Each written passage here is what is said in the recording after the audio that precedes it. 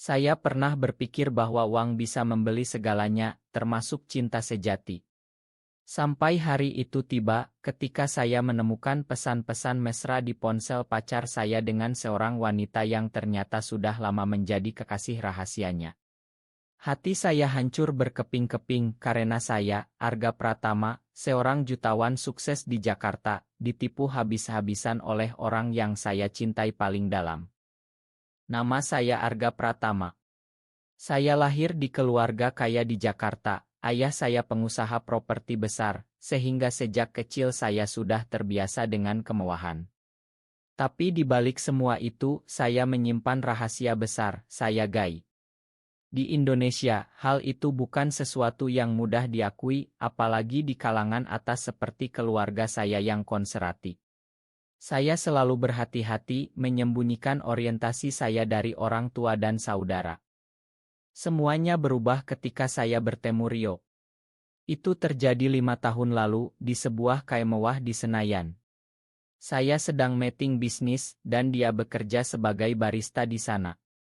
Rio, pria berusia 25 tahun saat itu, dengan kulit sawo matang khas Jawa, senyum hangat yang membuat hati siapa saja luluh, dan mata yang penuh kejujuran.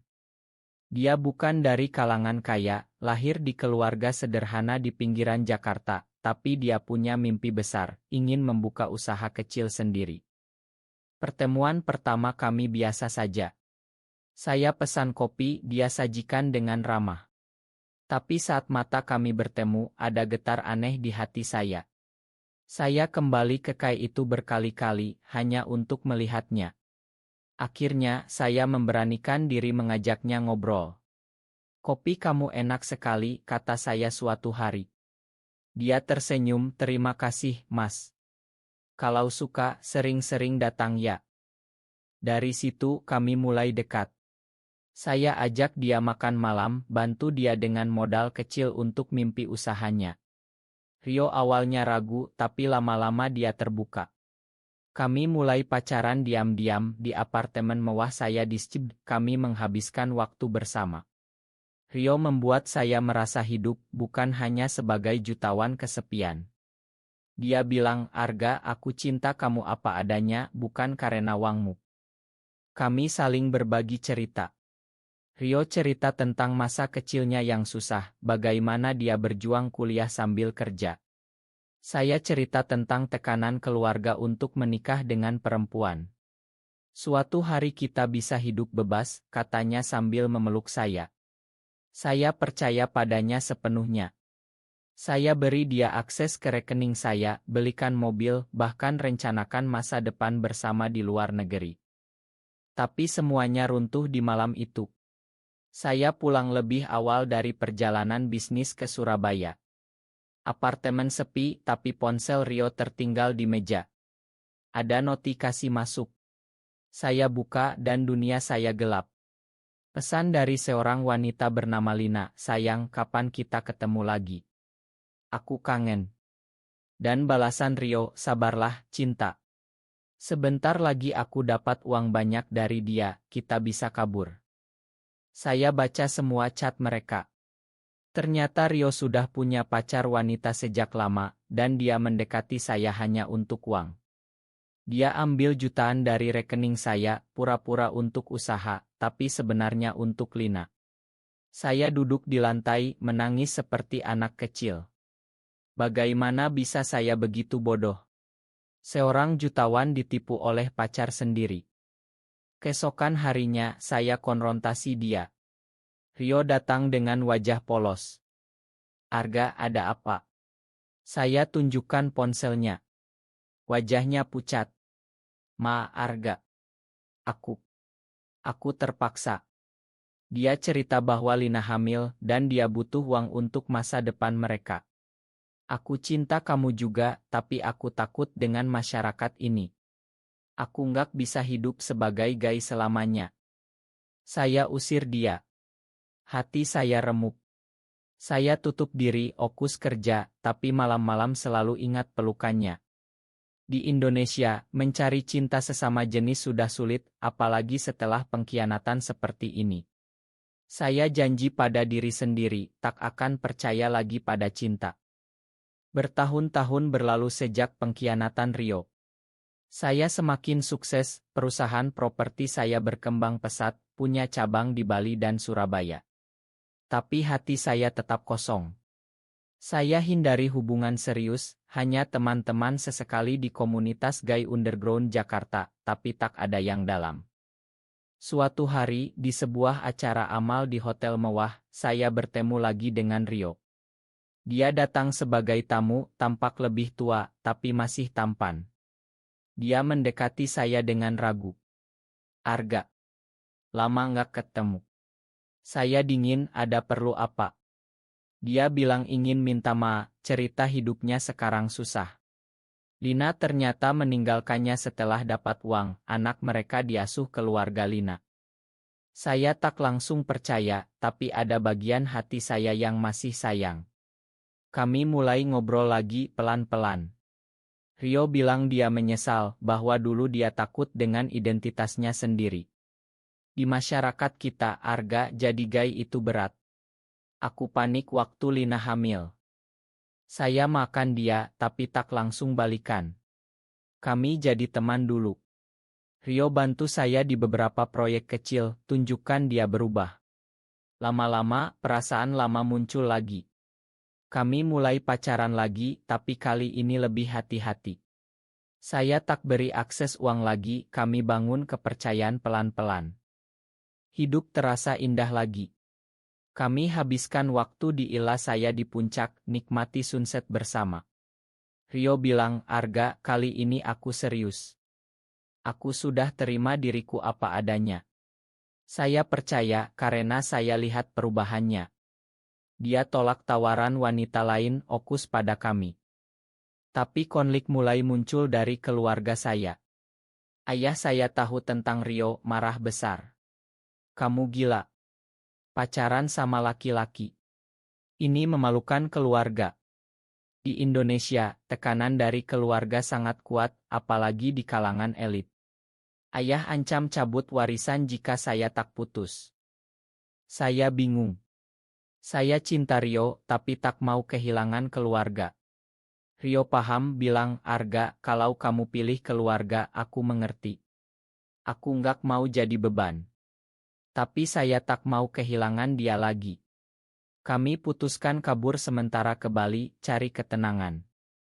Di Bali, kami hidup sederhana, jauh dari hiruk-pikuk Jakarta. Rio buka usaha kecil saya bantu dari jauh. Kami bahagia, saling dukung. Tapi saya tahu ini tak bisa selamanya. Keluarga saya cari-cari saya, dan ada rumor buruk tentang kami di media sosial.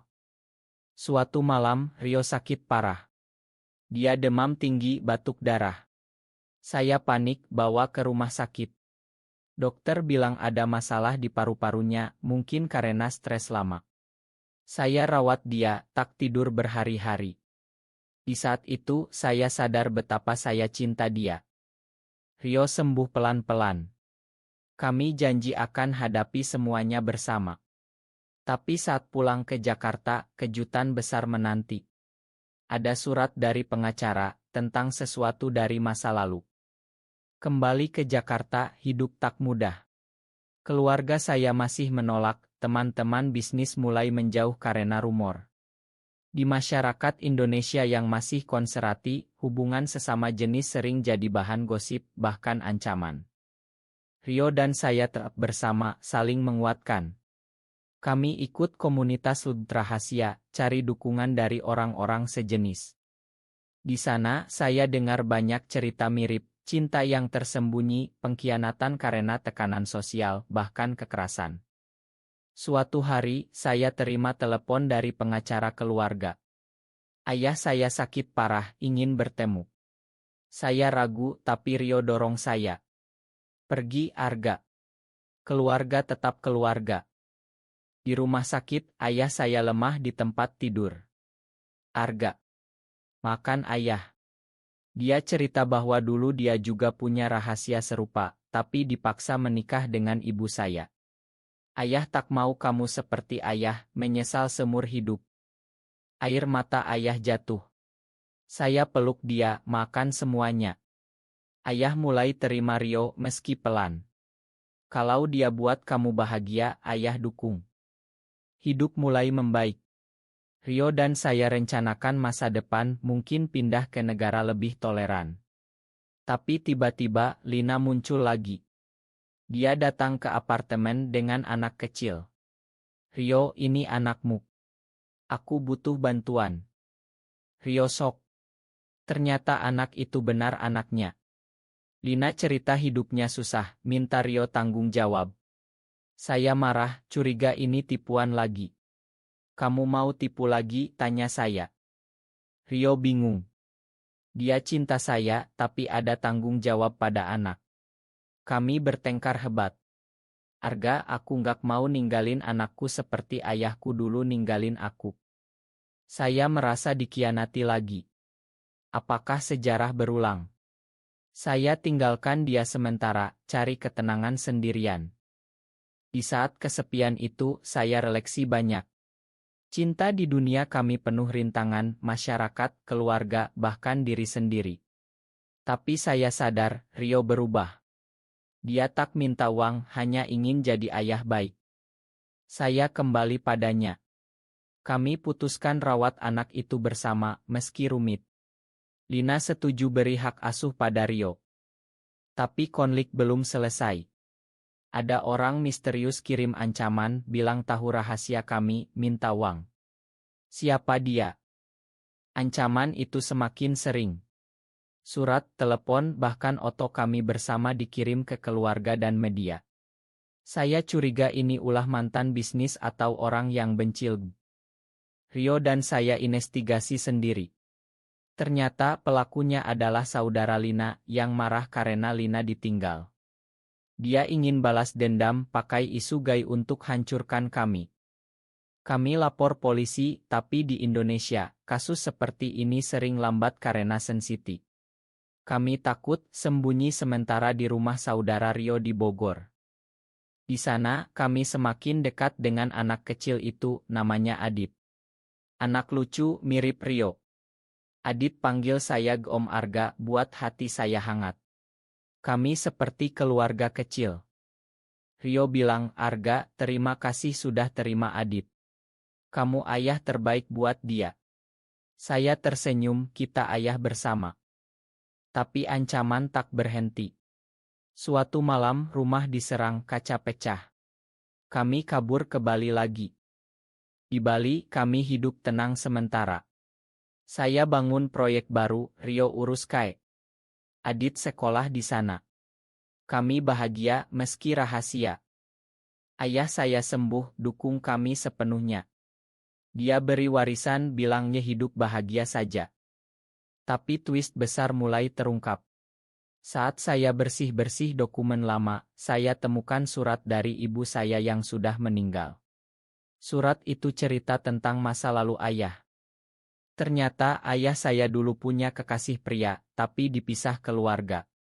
Dan kekasih itu adalah ayah Rio. Saya shock. Rio juga saat saya cerita. Kami saudara tiri. Tidak, tunggu.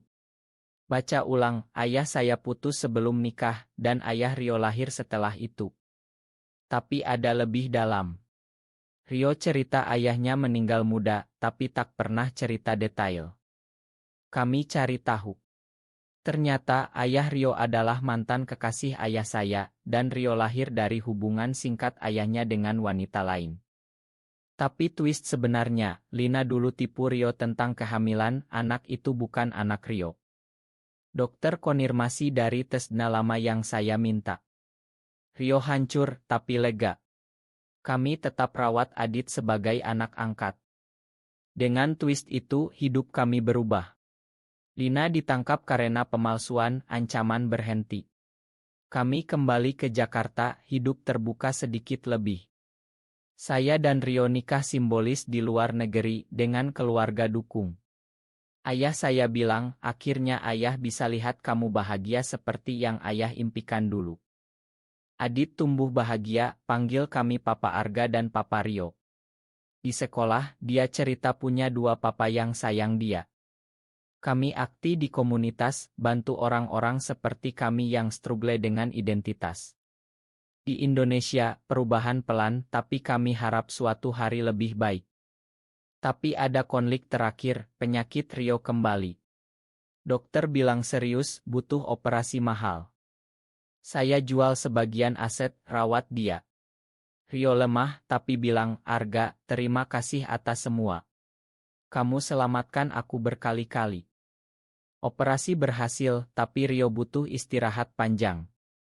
Kami pindah ke rumah sederhana di pinggiran jauh dari kemewahan.